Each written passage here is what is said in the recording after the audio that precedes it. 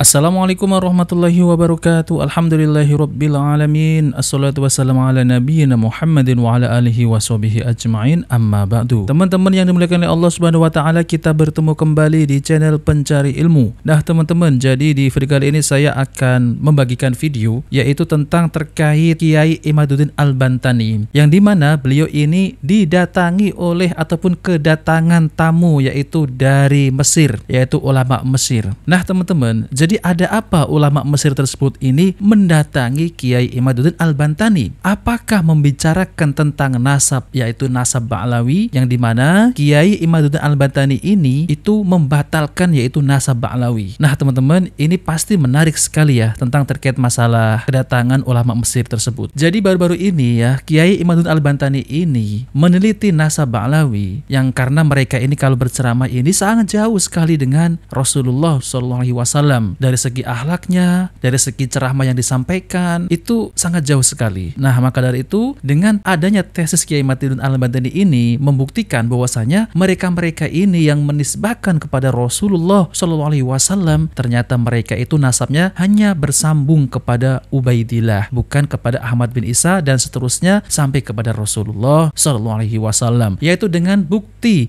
dengan ilmiah, dengan kitab nasab, kitab sezaman, filolog, dan tes DNA. Nah, teman-teman, jadi saya akan tampilkan yaitu kedatangan ulama Mesir yang mendatangi yaitu Kiai Imaduddin Al-Bantani. Apa yang dibicarakan? Oke, mari kita simak video lengkapnya.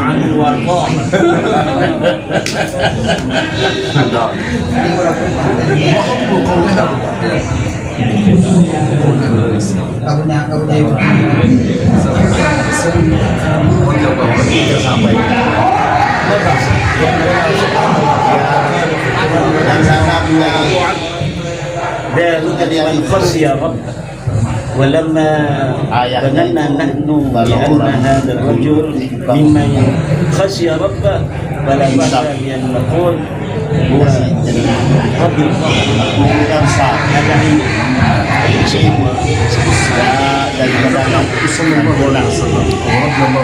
رحمه الله تسمى البدع اعتراضية. معناها لو قلنا صلى الله عليه وسلم معناها اللهم صل وسلم وبارك اللهم صل نحن إذا قلنا رضي الله عنه ما أضرنا معناها اللهم ارضى عنه. إذا قلنا رحمه الله معناها اللهم ارحمه ندعو له بالرحمة. هذا استدلال ونحن نستدل ليس مني أنا أنقل قول العلماء. لماذا؟ لأن البعض يعترض إذا قلت عن فلان رضي الله عنه كيف تقول هذا هو ليس من الصحابة؟ لا نعم الصحابة. لماذا؟ الصحابة لم يتأكد إنما نحن ندعو لفلان نقول اللهم ارضى عن الشيخ. ما المشكلة في هذا أنني أقول اللهم ارضى عنك؟ عندنا مشكلة في من تقول له رحمه الله عما يقول كيف تقول هذا وهو ما زال حيا؟ هذا نقول للميت فقط. لا نحن ندعو له أن يرحمك الله. نعم عندكم كل واحد يجوز لنا أن نقول بأن هذا رضي الله عنه عندكم، ولكن عندي هذا مختص لمن نظن ومن أدراك هذه بالقرائن وما أدراك بالقرائن لا تدل. لماذا؟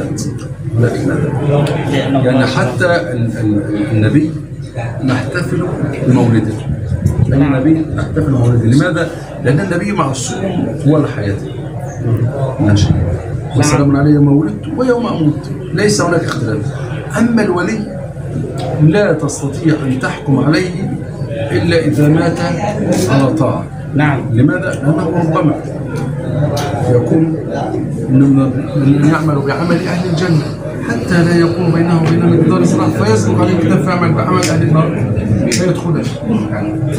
من يعمل بعمل. Nah, teman-teman yang dimuliakan Allah SWT, jadi itulah ya tentang terkait yaitu pembicaraan yaitu ulama Mesir kepada Kiai Imaduddin Al-Bantani. Ternyata setelah saya teliti, Kiai Imaduddin Al-Bantani ini berdiskusi dengan ulama Mesir. Ternyata beliau adalah keturunan zuriat Nabi SAW, yaitu Sayyid Mubarak, yang dimana beliau itu adalah ulama Mesir juga. Jadi pembicaraan antara yaitu Kiai Imaduddin Al-Bantani dengan dengan Syed Mubarak ini ya, hasil diskusi itu ternyata itu membicarakan ya tentang terkait masalah apakah doa radhiyallahu anhu itu boleh disematkan kepada selain para sahabat. Dan beliau yaitu Syed Mubarak mengatakan ya bahwasanya doa radhiyallahu anhu itu disematkan khusus untuk para sahabat. Lalu kemudian ya teman-teman, saya akan tambahi tentang perbincangan-perbincangan yaitu Syed Mubarak dengan Kiai Imaduddin Al-Bantani. Ternyata di sana, di daerah Mesir sana, yang katanya zuriat Nabi Shallallahu Alaihi Wasallam itu adalah Syed dan Syarif. Lalu kemudian ya teman-teman, di sana itu kalau keturunan Nabi Shallallahu Alaihi Wasallam itu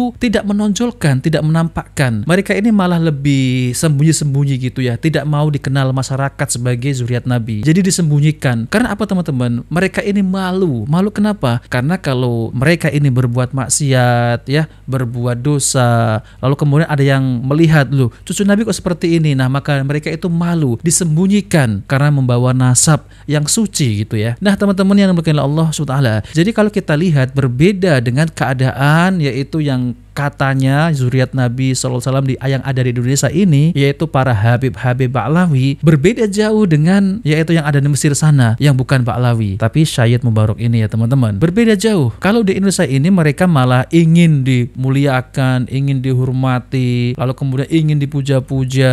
Di samping itu mereka suka berkuar-kuar. Ini kalau yang ada di Indonesia ya teman-teman ya, Ba'lawi ya, berkuar-kuar, di dalam tubuh anda ini ada darah suci, darah yang mengalir Rasulullah SAW. Teman-teman pasti tahu ya siapa itu orangnya. Lalu kemudian kalau berceramah suka mengkritik pemerintah, mencaci maki, mengajak kaum muslimin untuk membenci pemerintah, memprovokasi kaum muslimin dan lain-lain. Nah maka dari itu ya teman-teman, sangat berbeda jauh ya teman-teman. Kalau di Indonesia ini para Habib-Habib ini malah ingin dihormati, ingin dimuliakan, ngaku ulama tapi perkataannya sangat jauh sekali dengan akhlak Nabi SAW. Berbeda jauh ya teman-teman dengan yang ada di Mesir sana, yang di sana malah lebih tertutup ya, yaitu disembunyikan. Coba teman-teman ya, ketika kita melihat ya mereka ini yang mengklaim sebagai cucu Nabi SAW, ternyata ya tindak tanduknya, perbuatannya, lalu kemudian ketika berceramah kok seperti itu. Nah maka dari itu ya teman-teman, dengan adanya tesisnya Kiai Imaduddin Al-Bantani ini menunjukkan bahwasanya mereka ternyata gagal, tidak bisa membuktikan, tidak terverifikasi maupun kitab nasab, kitab sezaman, filolog dan melalui tes DNA yang lebih modern ya teman-teman. Ternyata mereka ini bukan zuriat Nabi Shallallahu Alaihi Wasallam. Sangat miris sekali ya teman-teman ya, ternyata palsu. Tapi masih ada sebagian